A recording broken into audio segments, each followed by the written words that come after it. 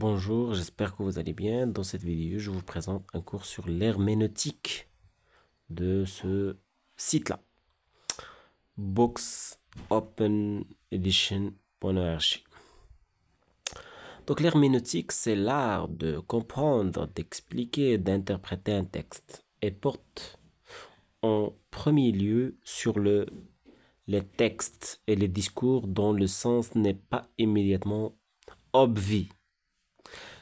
L'herméneutique vise à le reconstruire. Donc l'herméneutique هو علم كيهتم واحد الفن ديال التأويل ديال النص. كنشدو النص كنحاولوا نفككوه باش نفهموا المعاني الخفية ديال النص. هذا هو l'herméneutique.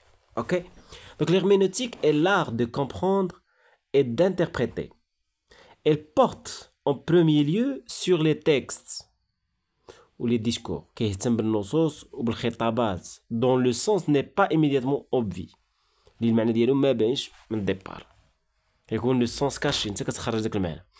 elle vise تهدف هاد l'herméneutique هاد علم تأويل النص il vise كيهدف à le reconstruire كيهدف إعادة بناء الخطاب إعادة بناء النص et élabore à cette fin un ensemble de procédures وكينشأ لينا من أجل هذه الغاية مجموعة من les procédures ديال الإجراءات. Elle est ainsi une méthode de lecture visant à établir une compréhension fondée, partant d'hypothèses générales, comme la présomption de cohérence, ou plus particulières comme l'identification des pronoms dans un texte donné. Elle formule et met en œuvre des règles pour déterminer un sens plausible à partir d'une pratique initialement tournée vers les textes. Elle a dégagé au cours du temps des concepts originaux qui, à travers leur reprise dans les disciplines historiques, ont largement inspiré l'analyse de l'esprit dans ses manifestations. C'est ainsi, par exemple, que l'élaboration différenciée du cercle herméneutique a permis, invitant dans un mouvement critique de passer des parties à la tonalité et vice-versa, de caractériser le mode particulier d'intelligence mis en œuvre dans la compréhension des ensembles structurés de sens, conduisant à une fondation herméneutique des sciences de l'esprit. L'herméneutique y a servi de modèle à la compréhension du singulier, de l'individu dans son propre projet de sens, qui ne s'entend pas sans l'explication simultanée des structures plus générales dans lesquelles il se concrétise. C'est pour rendre possible la compréhension et les échanges entre les époques, comme entre les lectures et les langues qu'elle élabore, des règles et des concepts qui sont autant d'instruments de la compréhension. L'interrogation sur les instruments intellectuels de l'interprète est au cœur du présent volume, indépendamment d'une orientation théorique ou philosophique prédéfinie. Il s'agit ici de présenter certains de concepts où s'articule la rationalité herméneutique. Une telle approche permettra de mettre en évidence les dimensions épistémologiques de l'herméneutique. L'interprétation s'attache en effet à un matériau dont elle cherche à dégager le sens, tout en présentant à l'objectivité de ses opérations. En cela, l'herméneutique doit confronter les opérations de l'interprétation à celles de l'argumentation, rendant raison au moyen de la réflexion critique de l'adoption d'un sens défini. Ce volume s'inscrit dans le cadre d'un projet qui entend contribuer à établir ce que l'on pourrait appeler l'apparat critique des sciences humaines. Il vise à présenter certains des principaux concepts engagés dans l'acte de l'interprétation, en tâchant de faire le point sur leur portée et leur pertinence. Un premier ensemble expose les grandes catégories de l'analyse herméneutique du langage et la détermination du sens littéral à l'acte interprétatif. Une seconde partie interroge, en prenant en compte certaines théorisations contemporaines, le rapport du modèle interprétatif formé sur le texte à la réalité du monde. Le point de départ est constitué par l'étude du concept de sens littéral, qui situe dans le discours lui-même le lieu du sens. L'hypothèse suivant laquelle le sens se trouve dans la lettre, que le sens est donc d'abord grammatical à même le langage, permet l'élaboration de règles inséparables de la compréhension des signes linguistiques composant les discours. Le sens littéral est cependant autre chose que le sens de la lettre, qui se contenterait d'éclairer chaque expression d'un texte à partir d'un lexique donné d'avance, comme on le fera en consultant un dictionnaire. Le sens littéral est le sens premier visé par un discours, tel qu'on peut le reconstituer à partir d'une bonne connaissance de la langue et de son usage. Il est ainsi garanti par les règles de la grammaire et de l'usage linguistique. Sa détermination est ainsi solidaire de l'état des théories du langage. C'est par rapport à lui que les innovations ou subversions peuvent être mesurées. En effet, si l'herméneutique vise à conduire à l'intelligence de la signification d'un énoncé, celle-ci coïncide bien souvent avec la subversion de la norme, de l'usage et de la langue. Le recours au sens littéral implique la prise en compte de cette distance interne par rapport à la norme. Il ne coïncide donc pas forcément avec la seule littérarité qui renverrait tout discours à l'état moyen de la langue, mais à l'effet de sens visé en puisant dans les ressources ordinaires de la langue. Connaissant des exceptions diverses au cours de l'histoire, le sens littéral n'est pas simplement le sens ordinaire ou le sens du langage ordinaire, comme s'il pouvait y avoir un sens dans le langage indépendamment d'une interprétation qui le prenne en compte. Et le langage, au contraire, déjà une interprétation, mais une interprétation susceptible de faire l'objet d'un accord, car s'appuyant au plus près de la normalité linguistique. À ce titre, le sens littéral est le premier moment de l'interprétation, fondement auquel recourir en cas de conflit herméneutique. Si l'herméneutique moderne issue de la Réforme a mis en avant de façon polémique le primat du sens littéral et selon le principe d'un sens unique et de l'écriture.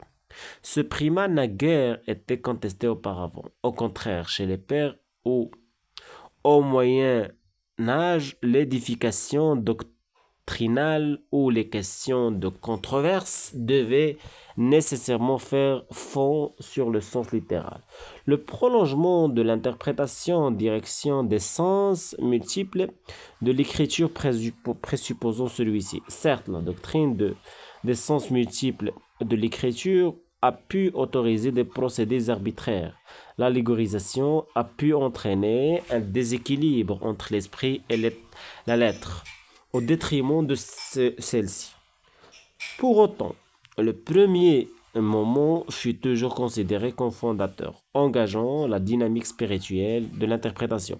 Cette structure dynamique était largement redevable à l'identification du sens littéral et du sens historique opéré par les pères de l'Église, tirant les conséquences de la construction exégétique interne à la Bible où le Nouveau Testament semble confirmer l'annonce de l'Ancien et fournir le sceau de la validation historique à la révélation. À ce titre, la nette séparation du contenu historique et du contenu linguistique opérée par l'autonomisation de l'approche grammaticale et philosophique avec l'humanisme renaissant a eu des conséquences inappréciables pour l'herméneutique. Elle entraîna la dissociation de la vérité révélée et de l'étude du texte, en désolidarisant le niveau de la signification intralinguistique de celui de la vérité théologique. La philologie ouvrait à partir d'une concentration sur le sens littéral la voie à une historisation dont les implications critiques furent radicales. Le sens grammatical devint l'opérateur d'une objectivation de signification et l'outil méthodique essentiel de la critique.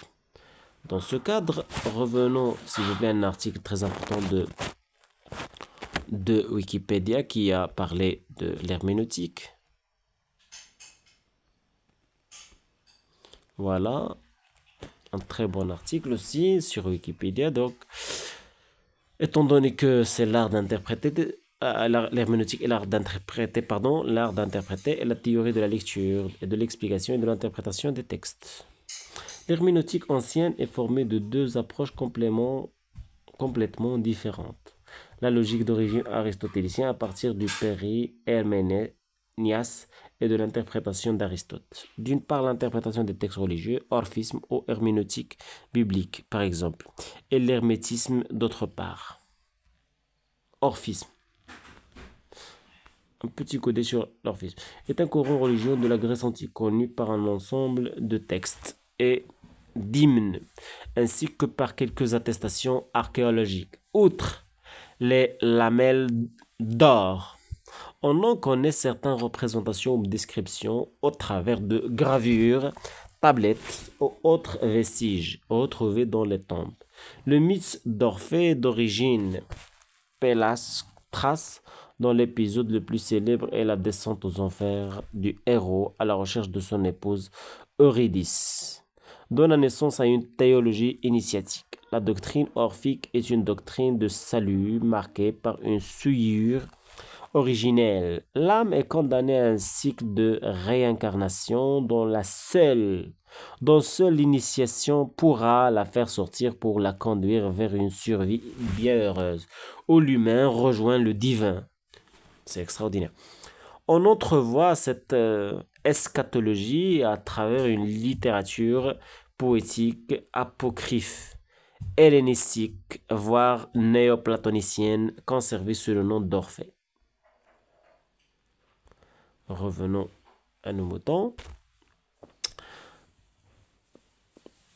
L'herméneutique moderne se décline en sous-disciplines littéraires, interprétation des textes littéraires poétiques, juridique, interprétation des sources de la loi, théologique, interprétation des textes sacrés. On parle aussi d'exégèse et d'herméneutique biblique. Anthropologique, interpréter la culture comme un texte, autrement appelé l'anthropologie interprétative. دابا هاد علم تفسير النص، علم تأويل النص كينقسم الفروع. عندنا العلم ديال تأويل النص الأدبي ليتيرير، هو لانتربريتاسيون دي تكست ليتيرير و بويتيك، تأويل النصوص الأدبية والشعرية. جوريديك، انتربريتاسيون دي سورس دو لا لوا، المصادر ديال التشريع، مصادر ديال القانون، تأويل مصادر القانون. وكاين علم تفسير النصوص اللي هو التيولوجيك. التيولوجيك هي الانتربريتاسيون ديال التكست ساكري، تأويل النصوص المقدسة. اون بارل اوسي ديكزيجيز، تأويل النص ديني كتسمى العملية دي كتسمى ليكزيجيز. الديرمينوتيك بيبليك، هاد بيبليك مرتبطة السمية كتعود على الديانة المسيحية الكريستيانيزم. وكاين الانثروبولوجيك، هذا علم تفسير الانثروبولوجيك، انثروبولوجي هو كتانتربريتي لا كولتور، كتأول الثقافة كوم ان تكست، كتعتبر الثقافة بحال شي نص. اوترومون ابلي بطريقة أخرى كنسميوها الانثروبولوجي انتربريتاتيف. الانثروبولوجي هي دراسة، هي علم تاريخ الإنسان كدراسة ديال الإنسان. اوكي. وكاينه هيستوريك، هي لانتربريتاسيون دي تيموانياج دي ديسكور سور ليستوار، كنأولوا شهادات وخطاب حول التاريخ. وكاينه فيلوزوفيك، هي l'analyse des fondements de l'interprétation en général. Et interprétation des textes proprement philosophiques، كنأولوا نصوص فلسفية، ولا التحليل ديال الأسس ديال التأويل en général. Et l'interprétation des textes proprement philosophique. وكاين النيميريك، interprétation des objets numériques، texte, image, etc. هادو هما الفروع ديال الهرمينوتيك. اوكي. Définition générale.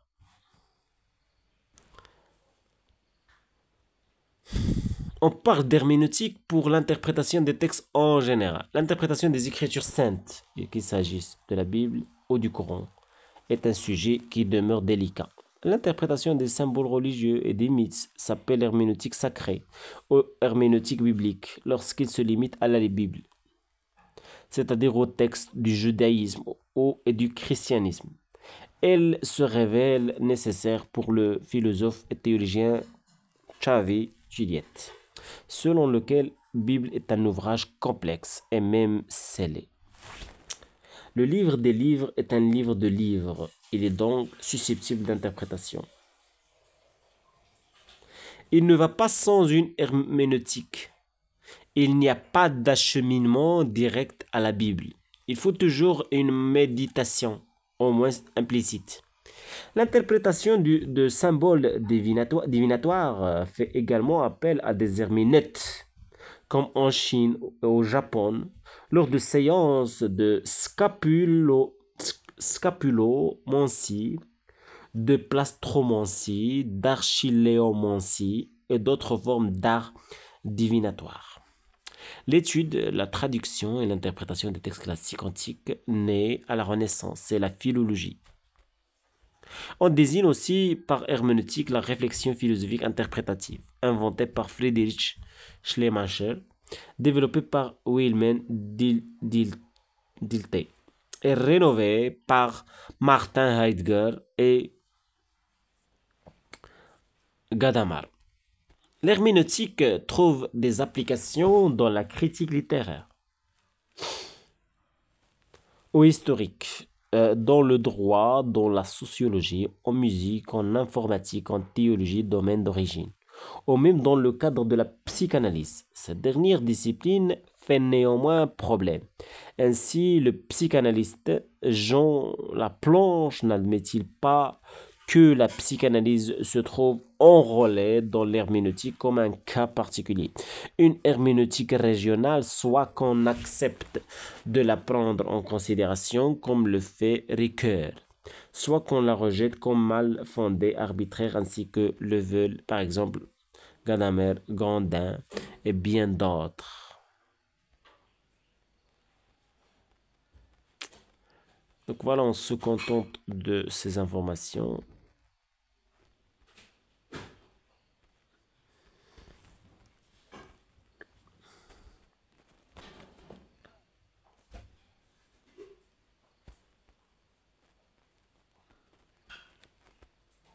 Ça, c'est très détaillé.